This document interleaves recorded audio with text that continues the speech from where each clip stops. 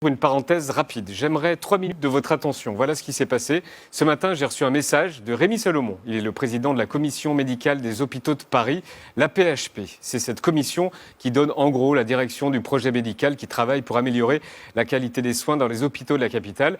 Le SMS de Rémi Salomon est simple. Bonjour, je suis très inquiet. Est-ce que vous pouvez me rappeler? Rémi Salomon, bonsoir. Je vous ai rappelé. Bonsoir Yann. Est-ce que vous pouvez dire aux téléspectateurs ce que vous m'avez dit? Oui, en effet, je suis inquiet. Je voulais vous dire ce soir que je crains que le virus ne circule encore trop. Quand je vois les gens autour de moi qui vivent presque comme avant, finalement, je me dis que le virus circule trop et on risque d'aller à la catastrophe. Alors, les gens en ont un peu marre d'entendre parler du Covid. Les gens en ont un peu marre de voir à longueur de soirée sur les plateaux de télévision des médecins, des scientifiques, avec des informations, c'est ce que je vous ai dit ce matin. Ouais, des informations confuses, parfois contradictoires. Oui. Bon, en gros, les gens ont envie de vivre normalement. Oui. Mais il faut que j'ai 2-3 messages que je voulais vous dire ce soir, dire à tous vos téléspectateurs, et merci Yann de me donner l'occasion de le faire. Ce soir, nous sommes le 4 novembre. Hier, en France, 439 personnes sont mortes du Covid. Vous avez vu la courbe tout à l'heure. Le pire est devant nous. Le pic de l'épidémie, c'est pour le 15 novembre approximativement. Dans 2 semaines. Qu'est-ce qui peut se passer? Le pire, c'est que nous ne puissions plus accueillir tous les patients qui arrivent. Ça voudrait dire quoi? Ça voudrait dire qu'on va installer des tentes devant les hôpitaux et qu'on va être obligé de choisir quels sont les patients qu'on va pouvoir prendre en charge et ceux qu'on va laisser mourir. Et ça, c'est juste pas acceptable. Pour un soignant comme moi, c'est juste pas acceptable de pouvoir de se retrouver dans cette situation abominable. Donc il faut réellement que, pour éviter cette catastrophe, il faut que dès aujourd'hui, dès maintenant, on prenne les mesures, c'est-à-dire que l'on limite au maximum les contacts. C'est ça qui nous permettra de casser cette effroyable dynamique de l'épidémie.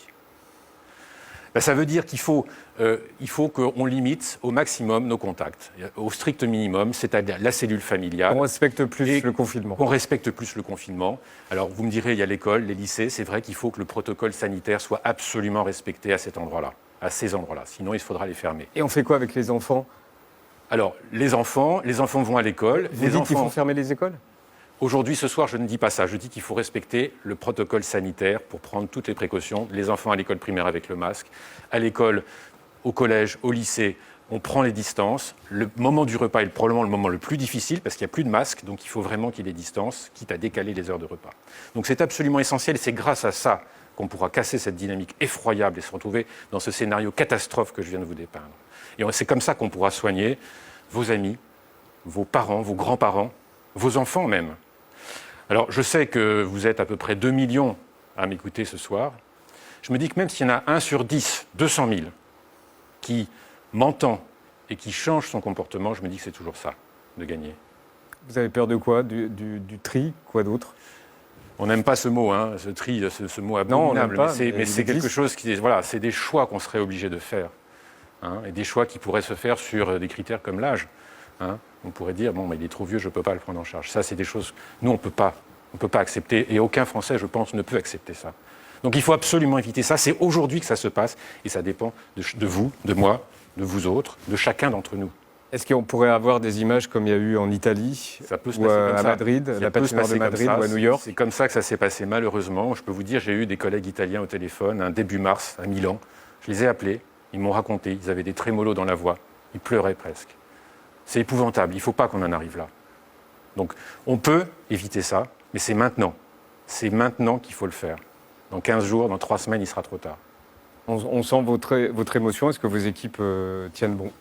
Écoutez, on est tous soudés, on y va, on sait, on est un peu effrayés de devoir y retourner, parce que cette première vague, ça a été quand même violent. Sur le plan physique, c'est des journées éprouvantes. Sur le plan moral, c'est dur de voir des gens mourir.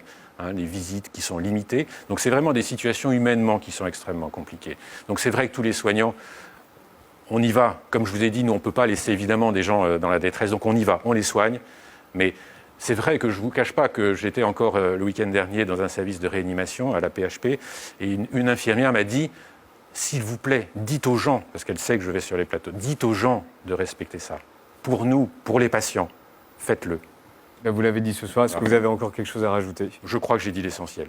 Bon, merci beaucoup. Il faut aérer aussi. Parce que ça, c'est pas assez dit. C'est tout simple. On dit les gestes barrières, on oublie celui-là. C'est très important. Il commence à faire froid. Mettez un pull, ouvrez la fenêtre, ouvrez la porte. Faites des courants d'air. On n'aime pas les courants d'air.